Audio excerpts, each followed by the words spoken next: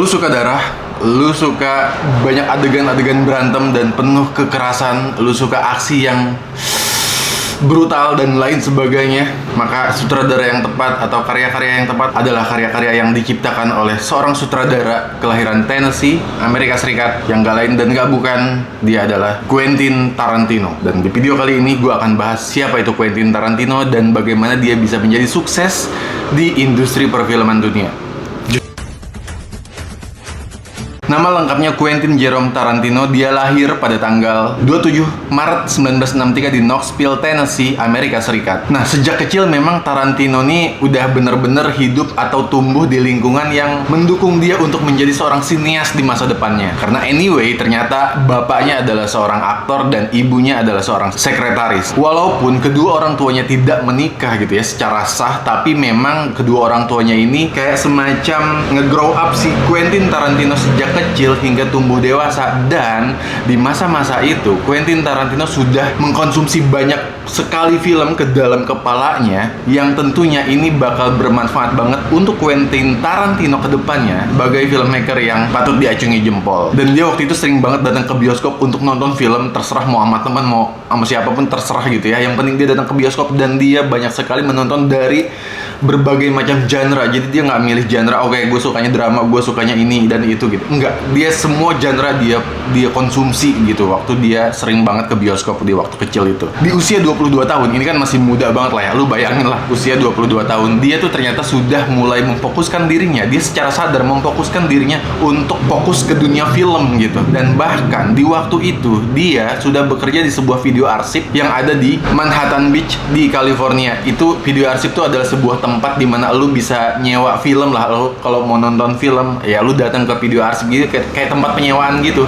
Anyway, gue juga pernah kerja di semacam toko rental DVD gitu ya waktu itu di tahun 2011-2012 kalau nggak salah. Gue pernah kerja gitu ya di sebuah toko film gitu ya, yang lu bisa nyewa DVD tuh di film-film itu dan di toko itu gitu. Dan emang alasan gue adalah satu-satunya alasan gue untuk kerja di situ emang bukan nyari duit waktu itu. Memang gue suka banget film, bahkan gue satu hari bisa sampai 3-4 film yang gue tonton gitu. Awalnya gue juga ada seorang penyewa DVD di toko tersebut gitu, sehingga akhirnya waktu itu ketika ada lowongan kerja gue masuk ke situ dengan motivasi bahwa gue bisa nonton film gratis. Dan ternyata Tarantino melakukan itu juga di tahun itu gitu, di tahun ketika dia masih berusia 22 tahun. Dan gue yakin Tarantino juga motivasinya sama, dia pengen sebanyak-banyaknya mengkonsumsi film gitu yang ada di toko tersebut, yang ada di toko tempat dia bekerja. Dan anyway, ketika dia bekerja di video arsip ya di waktu itu ya, di usianya yang masih 22 tahun, ternyata dia banyak mengkonsumsi juga nih, banyak mengkonsumsi film-film, terutama film-film yang bergenre greenhouse, yang lebih obscure. Jadi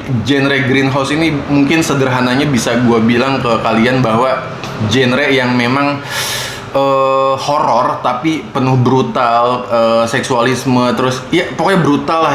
Dan bahkan gitu ya, kadang genre film greenhouse itu kayak semacam film yang dibuat oleh amatir gitu. Jadi tapi walaupun film ini terkesan dibuat oleh seorang amatir, dan memang kebanyakan dibuat oleh amatiran kreator film gitu ya, tapi genrenya menarik. Genrenya kayak lu tidak bisa menemukan genre seperti ini, cerita-cerita seperti ini di genre-genre lainnya. Nah, lu cuma bisa menemukan genre greenhouse ya di greenhouse gitu. Maksud gue ketika lu pengen mengkonsumsi film-film dengan penuh kebrutalan, terus sinopsis yang aneh, premis yang aneh, ya lu cuman bisa nonton di film dengan genre greenhouse ini. Nah, di waktu itu Quentin Tarantino memasukkan segala bentuk film-film bergenre greenhouse gitu, yang obscure, yang gelap banget gitu ya, ke dalam kepalanya, sehingga hal ini membuat dia tuh menjadi, kepalanya tuh menjadi sesuatu yang akhirnya jadi kayak semacam investasi dia di masa yang akan datang gitu ya. Dan itu mempengaruhi gaya uniknya dia ketika mulai mendirect film, membuat film kayak gitu-gitu. Nah, buat lo yang suka banget sama film, atau buat lo yang sudah bercita-cita menjadi seorang sutradara atau penulis film gitu ya, apa yang sedang lo lakukan sekarang gitu? Kalau Quentin kan ya dia berusaha untuk terus datang ke bioskop untuk menonton film sebanyak-banyaknya, dan dia berusaha untuk bekerja di toko DVD gitu, rental DVD lah bahasa simpelnya. Nah, kalau sekarang mungkin udah nggak ada ya, karena banyak streamingan gitu ya. Nah, anyway, di tahun 1992 ketika Quentin Tarantino banyak sekali menulis naskah-naskah film gitu ya. Jadi dia banyak banget sekali proyek-proyek film di tahun 1992. Ini belum jadi sutradara gitu ya, belum jadi sutradara yang kayak sekarang kita kenal ya. Jadi banyak sekali proyeknya yang gagal ya. Ya namanya juga ini ya, amatir ya, karena mungkin budgetnya nggak ada, mungkin karena krunya nggak ada dan lain sebagainya gitu. Nah di tahun 1992 ketika dia mengalami banyak sekali kegagalan dalam proyek-proyek filmnya, akhirnya dia menghasilkan sebuah karya yang kita kenal dengan sebuah film berjudul Reservoir Dogs. Nah, ini adalah sebuah film debutnya. Ini adalah film panjang pertamanya Quentin Tarantino. Dan walaupun film pertamanya ini, walaupun debut gitu ya, film pertamanya Quentin Tarantino, tapi Reservoir Dogs menjadi film yang ternyata bisa mengubah karirnya Quentin Tarantino sampai hari ini. Karena Reservoir Dogs menjadi film yang entah ya, unik gitu ya. Dan bahkan Reservoir Dogs di waktu itu menjadi film yang ya kayak semacam film dari segala film yang sering diagung-agungkan di banyak festival gitu. Bahkan salah satunya di festival Sundance Festival. Gila sih menurut gua. Ini Reservoir Dogs, kalau nonton filmnya ini nih kelihatan banget budgetnya nih mungkin terbatas. Dan memang iya gitu, faktanya Reservoir Dogs dibuat dengan budget yang terbatas banget, tapi keunikannya dapat banget, ceritanya dapat banget, kuat banget. Apalagi karakter-karakternya juga banyak yang unik dan melekat gitu di kepala kita gitu. Dan filmnya seru mampus men. Pokoknya intinya Reservoir Dogs ini menjadi film yang membawa karirnya Quentin Tarantino sejak dia melahirkan Reservoir Dogs ke dunia di tahun 1992 itu, bikin nanjak karirnya Quentin Tarantino nih begini nih, cius gitu kan. Kenapa? Karena ya selain unik gitu ya, keunikannya banyak nih dari film Reservoir Dogs, entah dari karakternya, entah dari gaya filmnya yang neo-noir gitu ya, yang penuh kebrutalan, penuh aksi, penuh darah gitu. Dan terutama dialog-dialog yang digunakan karakter-karakter Quentin Tarantino di film Reservoir Dogs itu tajam-tajam, dan lu nggak akan bisa menemukan gaya Quentin Tarantino di film manapun. Anyway, sekarang nih kalau lu nonton film mungkin beberapa kali lu melihat, oh ini kayaknya ngikutin Quentin nih gaya-gaya dialognya Quentin kan tuh panjang banget ya kalau bikin film ya. Karakternya tuh berdialog dengan sangat panjang gitu, nggak yang sedikit-sedikit. Nah itu gayanya dia memang sudah terbentuk dari film Reservoir Dogs ini. Dan mungkin karena alasan-alasan itu pula ya, pertama karirnya Quentin nanjak ketika filmnya Reservoir Dogs muncul dan menang di berbagai festival, terutama di Sundance Film Festival. Terus juga karena memang gaya khas dan gaya uniknya Quentin ini ngelekat banget di film Reservoir Dogs. Dan anyway, ternyata gaya khas atau gaya keunikannya Quentin Tarantino ternyata terus dibawa di film-film berikutnya gitu. Jadi setelah film Reservoir Dogs, Quentin tuh selalu membuat film dengan gaya-gaya seperti itu, dialog yang panjang, neo-noir, penuh kebrutalan dan lain sebagainya. Oke, kalau misalkan Reservoir Dogs membawa Quentin Tarantino ke arah yang lebih besar gitu dari karirnya di tahun 1994, belum berhenti di tahun 92. Di tahun 1994, akhirnya Quentin Tarantino menghasilkan film barunya lagi yang berjudul Pulp Fiction. Pulp Fiction, siapa yang nggak tahu Pulp Fiction? Ini adalah sebuah film independen yang akhirnya membawa Quentin Tarantino namanya itu menjadi lebih besar dari sebelumnya. Pokoknya film ini, Pulp Fiction ini mengubah karirnya Tarantino banget deh. Dari Tarantino yang banyak sekali proyek gagal gitu kan, sebelum tahun 92 gitu ya, sampai akhirnya di Pulp Fiction tahun 94 gitu, 2 tahun berselang berarti ya, itu namanya makin besar. Gara-gara apa? Gara-gara film Pulp Fiction. Dan anyway, film Pulp Fiction akhirnya meraih penghargaan internasional. Dia bahkan menang di film Festival Sundance gitu ya, dan mendapatkan penghargaan Palme d'Or. Itu penghargaan yang sangat bergengsi di dunia perfilman gitu. Naskahnya nih cerdas banget kalau lu tonton, dan mungkin bahkan lu udah nonton filmnya. Jadi naskahnya cerdas banget, karakternya juga unik dan punya kekhasannya masing-masing gitu. Dan ceritanya tidak linear. Itu juga salah satu salah satu ciri khasnya Quentin Tarantino ketika membuat cerita, ketika membuat skenario film ya. Gayanya tidak linear seperti film-film yang biasa kita tonton gitu ya. Kadang adegan yang di ujung dia taruh di depan, karakter kayak gitu-gitulah. Gila. Ini unik banget. Kalau misalkan kita ngomongin Quentin Tarantino, kita nggak bisa lepas dari gaya khasnya yang ya udah itu ya, neo-noir, brutal, karakter-karakter yang unik, terus membekas di kepala penonton, dan juga gayanya yang non-linear. Dan anyway, ternyata Pulp Fiction juga membawa Quentin Tarantino mendapatkan penghargaan di Academy Award sebagai penulis naskah skenario asli terbaik. Sutradara independen dapat penghargaan di Oscar, di Academy Award. Gila men. Kebanyakan kan kalau lu tonton sekarang ini kan ya kita sering banget ngelihat ya, oke, penghargaan naskah terbaik atau film terbaik itu biasanya datang dari sutradara-sutradara yang memang sudah besar gitu namanya. Tapi anyway, tahun 94 Quentin Tarantino tuh baru mulai karirnya. Tapi di tahun 94 itu dia sudah mendapatkan Academy Award sebagai penulis naskah asli terbaik. Dan saking bagusnya Pulp Fiction, akhirnya film ini kayak semacam meredefinisi genre dalam sebuah industri perfilman. Dan bahkan malah film ini menjadi membawa gelombang baru dalam dunia film, khususnya film-film independen. Gue juga gila sih, maksudnya kok ya ini film independen tapi kok bisa sewah itu ya. Dan anyway, kalau misalkan gue lihat-lihat ya, kalau kita teliti lah gitu ya, riset kecil-kecilan, kayaknya ya kebanyakan kalau film independen ya budgetnya kurang dan lain sebagainya. Tapi anyway, kalau misalkan ceritanya unik, ceritanya wah gitu ya, seindependen apapun film lo, itu pasti akan dilirik sama banyak orang.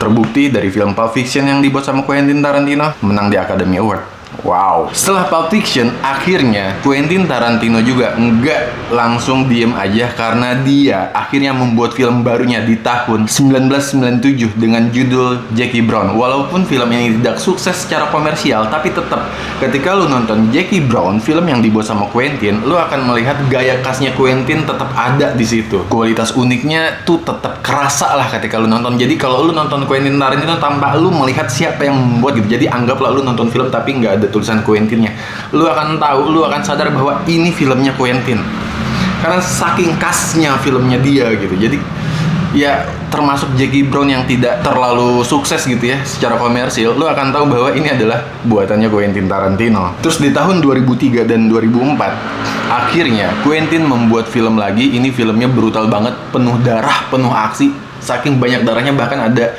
adegan yang di hitam putihin gitu ya, karena mungkin untuk mengurangi efek darah yang terlalu banyak itu.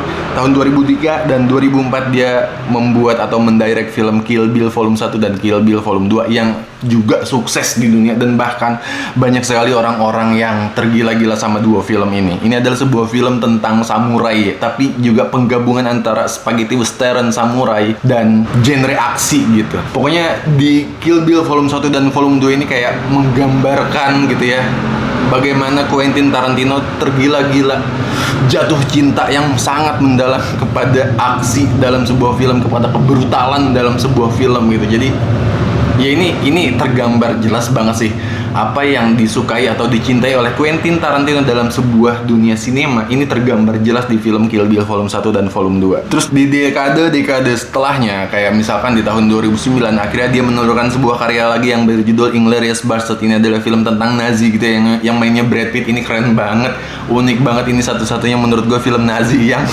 bikin lo ngeri gitu ya, karena mungkin gayanya Quentin Tarantino nih beda banget ketika membuat film-film seperti ini gitu ya. Kalau lo nonton film Schindler's List yang dibuat sama Spielberg, mungkin lo akan dibawa dengan ketakutan, kesedihan, dan lain sebagainya. Tapi di Quentin Tarantino lo seakan merasa ada kayak semacam kepuasan ketika melihat Brad Pitt dan gerombolannya ya, gerombolan si bastard ini ya, melakukan serangan-serangan aksi di dalam film tersebut. Terus di tahun 2012 juga dia mulai membuat film lagi judulnya Django Unchained. Ini adalah film yang diperankan sama Jamie Foxx. Ini gila juga sih, tentang orang-orang berkulit hitam yang menjadi budak dan ingin lepas gitu dari perbudakan di masa itu. Wow, Quentin mulai membuat film-film dengan narasi-narasi yang makin berat, tapi tetap keunikannya tetap dimasukin ke dalam film-film itu. Ya pokoknya anyway, entah Inglourious Basterds, Django Unchained itu adalah semacam film-film sejarah yang makin memperlihatkan kekuatan narasi dari si Quentin, juga mempertunjukkan bagaimana Quentin ternyata tetap konsisten gitu dalam menciptakan karakter-karakter yang kuat gitu ya. Terus pendekatan Quentin juga dalam menulis dua film ini ya, pendekatan secara sejarah tapi dibalut dengan kekerasan yang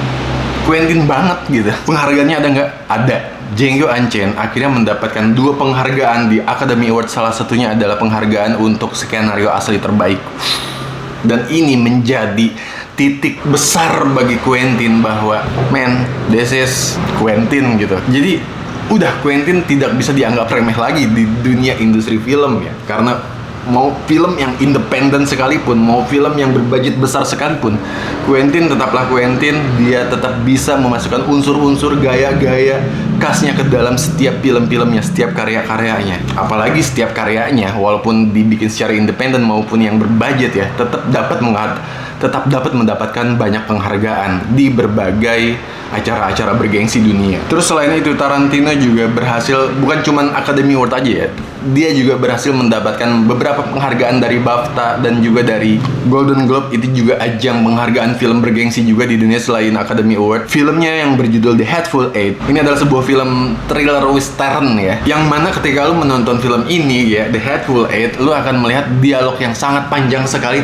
tapi gitu ya, gue pribadi tidak bosan mendengar dialog panjang itu, karena dialog yang dilakukan oleh karakter-karakter Quentin Tarantino itu adalah dialog yang berisi aksi, berisi ada ritmenya gitu. Jadi bukan sembarang ngobrol doang, tapi ada aksinya, ada ketegangannya, walaupun dua karakter saling ngobrol doang gitu selama beberapa menit atau bahkan mungkin lebih gitu ya. Nah, kalau misalkan kita ngomongin fase terakhir, Quentin nih sering banget ngobrol atau ngomong gitu ya di media bahwa dia akan segera mengakhiri karirnya sebagai seorang sutradara. Entah ada banyak penjelasan sih, tapi film terakhirnya ini adalah film ke-9 berjudul Once Upon a Time in Hollywood. Ini adalah sebuah film yang rilis tahun 2019.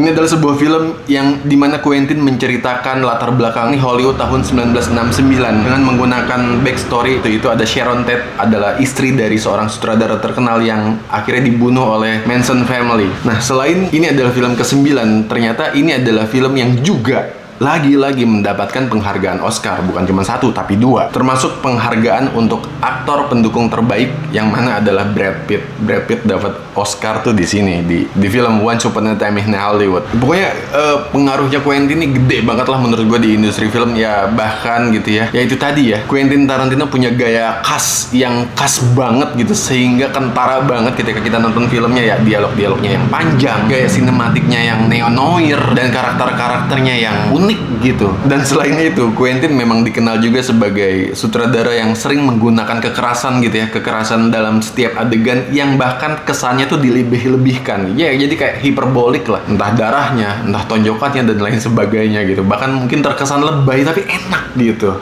Dari banyak film-film atau karya-karya bagusnya itu, jadi ada 9 ya, baru ada 9 karya nih dari Quentin Tarantino, karena dia mau mengakhiri karirnya sebagai sutradara tuh di film ke-10, ini baru ke-9. Jadi selama ini gitu ya, dari 9 karya Quentin Tarantino yang gila banget itu, banyak sekali film-film ini mempengaruhi sinias-sinias muda, termasuk gua gitu ya, dan mungkin termasuk kalian. Banyak yang ingin sekali meniru gayanya Quentin Tarantino dalam membuat film gitu ya, karena ya gayanya khas banget dan mungkin gayanya membekas ketika kita nonton filmnya, ataupun film pertamanya dia yang Reservoir Dogs tadi ya, itu udah membekas banget sebenarnya di kepala kita sebagai penonton gitu. Oh, ternyata Quentin ini memang menancapkan trademarknya sebagai sutradara, ciri khasnya sebagai sutradara tuh dari film pertama gitu. Jadi sudah terbentuk, bukan terbentuknya di film keberapa gitu, tapi dari Reservoir Dogs trademarknya sudah terbentuk dari sana, dan ini menginspirasi banyak sekali orang. Terus fun fact, kenapa akhirnya Quentin bilang bahwa dia akan berhenti menjadi seorang sutradara ketika film ke-10-nya keluar, itu karena Quentin bilang bahwa dia ingin menjaga kualitas dan integritas artistiknya dalam membuat film. Jadi dia selama hidupnya dia cuma pengen bikin 10 film aja, nggak mau lebih gitu ya. Ya tapi ya mungkin alasannya cukup simple dan cukup jelas buat gue. Alasannya adalah dia ingin menjaga integritas dia dalam dunia film. Mungkin ketika dia membuat film ke-11 dia akan takut gitu kan, beda dan lain sebagainya gitu ya. Tapi gue terima aja, walaupun memang sedih juga gitu ketika Quentin Tarantino bilang bahwa setelah film ke-10 gue nggak lanjut. Ya itu balik lagi ke personal masing-masing, termasuk Quentin, dia punya prinsip seperti itu, dan mungkin dia ingin dikenang sebagai sutradara dengan 10 film tersebut gitu ya. Yang mana 10 filmnya per 9 memang ciri khasnya kentara banget gitu, Quentin banget. Nah, terakhir mungkin gue akan bilang pokoknya Quentin Tarantino menurut gue pribadi adalah sosok sutradara yang akhirnya mengubah cara pandang orang dalam melihat film independen. Kalau misalkan dulu independen film dilihat sebelah mata gitu ya, karena independen, nggak ada budget dan lain sebagainya. Tapi ketika Quentin Tarantino masuk ke dunia film dengan genre greenhouse-nya, dengan budget yang minimnya itu, ternyata film independen yang dibuat sama Quentin Tarantino ternyata tidak bisa dilihat sebelah mata. Karena film-filmnya ternyata berhasil memukau banyak orang, banyak kritikus, dan bahkan memenangkan banyak sekali penghargaan di industri film dunia. Mungkin segitu aja dari gue, sampai jumpa di video berikutnya. Jangan lupa klik share and subscribe. Sampai jumpa di video berikutnya. Thank you.